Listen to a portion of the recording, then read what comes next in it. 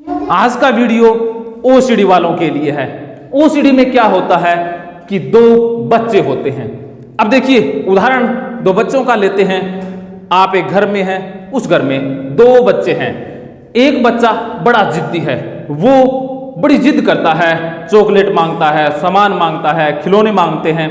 और बच्चों की जिद तो आप जानते ही हैं कि मोबाइल मांगते हैं, एंड्रॉयड फोन मांगते हैं। आप जिस बच्चे की ज्यादा सुनेंगे वही बच्चा आपसे ज्यादा जिद करेगा।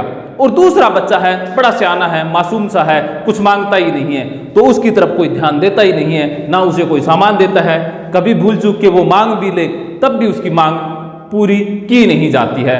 तो आप समझ लीजिए कि ओसीडी भी एक जिद्दी बच्चा है।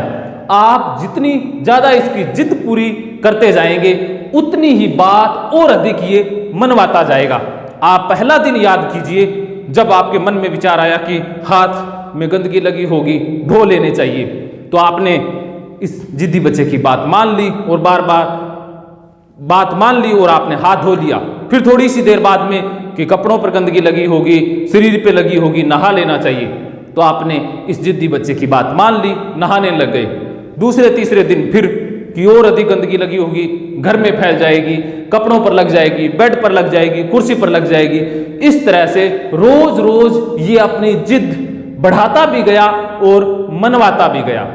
लेकिन एक अच्छा बच्चा है जो कहता है कि कोई गंदगी नहीं है, कुछ भी करने की जरूरत नहीं है। लेकिन आपने इस बच्चे की बात सुनी ही नहीं, इसे तो इग्नोर कर दिया। अच्छा बच्चा था वो सोचता है कि मेरी बात तो सुनी जाती नहीं है, तो अपनी बात बताना ही छोड़ देता है, किसने मेरी बात तो माननी ही नहीं है। और ओसीडी अपनी बात पे बात मनवाता रहता है आपसे और आप मानते रहते हैं।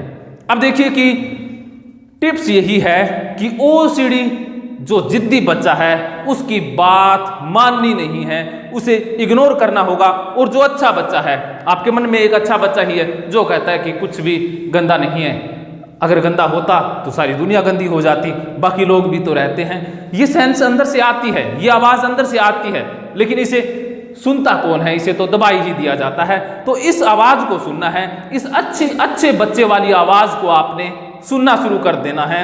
और जो ओसीडी जिद कर रहा है उस जिद को सुनना नहीं है, तो इलाज हो जाता है। अब देखिए ये बात कहने में बड़ी आसान है लेकिन अप्लाई होती नहीं है, क्योंकि सालों से आप इसी ओसीडी जिद्दी बच्चे की बात सुनते आए हैं और वो अपनी बात पे बात मनवाता रहता है।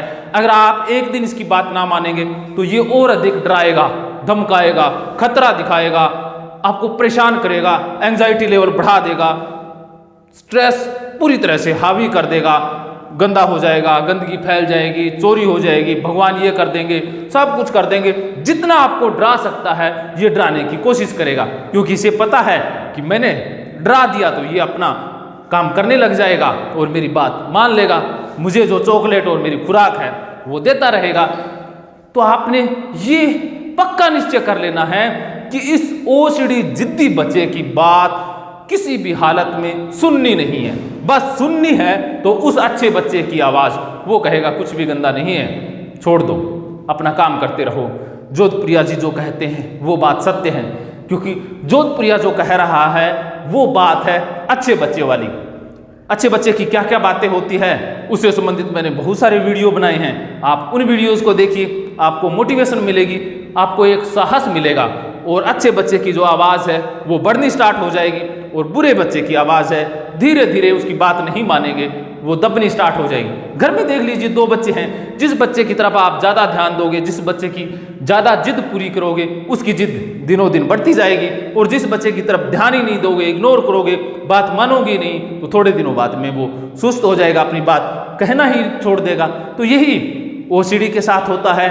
अगर ये छोटी सी बात इस खाने में बैठ गई तो बल्ले बल्ले नहीं बैठी, तो थल्ले थल्ले को बल्ले बल्ले में बदलने के लिए आप ऑनलाइन ऑफलाइन साइको गुरु टीम से बात कर सकते हैं।